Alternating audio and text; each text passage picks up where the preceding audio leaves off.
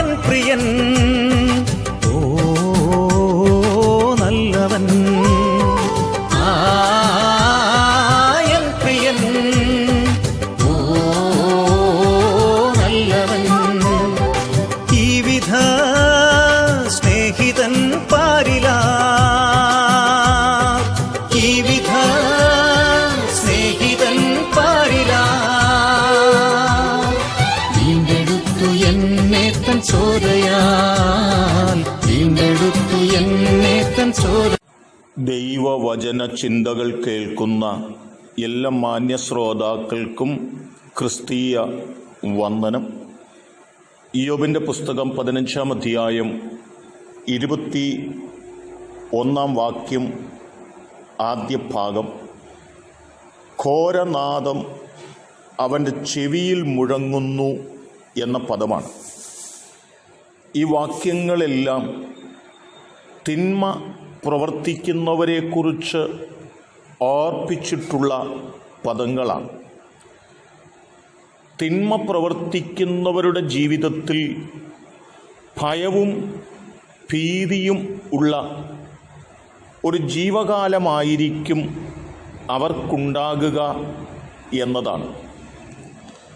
51-ാം സങ്കീർത്തനത്തിൻ്റെ 12-ാം വാക്യം ഇങ്ങനെ പറയുന്നുണ്ട്: നിന്റെ രക്ഷയുടെ സന്തോഷം എനിക്ക് തിരികെ തരണമേ, മനസ്സുരുക്കമുള്ളൊരാത്മാവിനാൽ എന്നെ താങ്ങണമേ.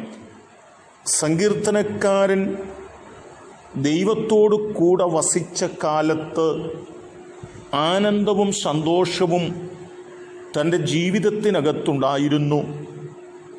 എന്നാൽ തിന്മയും അനീതിയും ദുഷ്ടതയും ജീവിതത്തിൽ പ്രവർത്തിച്ചപ്പോൾ തൻ്റെ ജീവിതത്തിനകത്ത് ഭയവും ഭീതിയും കടന്നു വരികയും സന്തോഷം നഷ്ടപ്പെട്ടിട്ട് അസമാധാനം നിറഞ്ഞ ഒരു സാഹചര്യത്തിലൂടെ കടന്നു പോവുകയും ചെയ്യേണ്ടി വന്നു എന്നുള്ളതാണ്. ദാനിയേൽ പ്രവാചകൻ്റെ പുസ്തകത്തിലേക്ക് നാം ഒന്ന് കടന്നു പോവുകയാണെങ്കിലും അപ്പൻ്റെ മരണശേഷം രാജാവായിരിക്കുന്ന ബെൽശസ്സർ രാജാവ് സന്തോഷവാനായി തൻ്റെ രാജ്യം ഭരിച്ചുകൊണ്ടിരിക്കുമ്പോൾ തന്നെ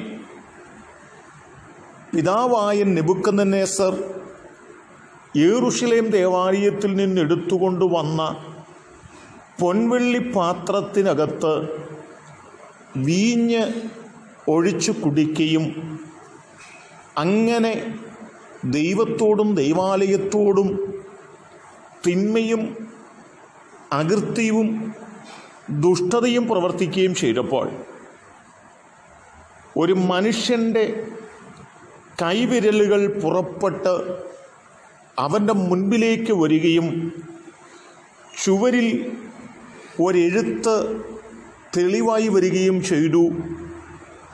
ആ എഴുത്തു കണ്ട ബെൽശസ്സറിൻ്റെ ജീവിതത്തിനകത്ത് ഭയവും ഭീതിയും ഉണ്ടാകുകയും മുഖഭാവം മാറി വിചാരങ്ങളാൽ പരവശനായി അരയുടെ ഏപ്പ് അഴിഞ്ഞു, കാൽമുട്ടുകൾ ആടിപ്പോയി, ഉറക്കം നഷ്ടപ്പെട്ടു, രക്ഷപ്പെടുവാനുള്ള വഴികൾ നോക്കി എന്നുള്ളതാണ് 5-ാം അധ്യായം 5 മുതൽ 7 വരെയുള്ള വാക്യങ്ങളിൽ രേഖപ്പെടുത്തപ്പെടുന്നത്.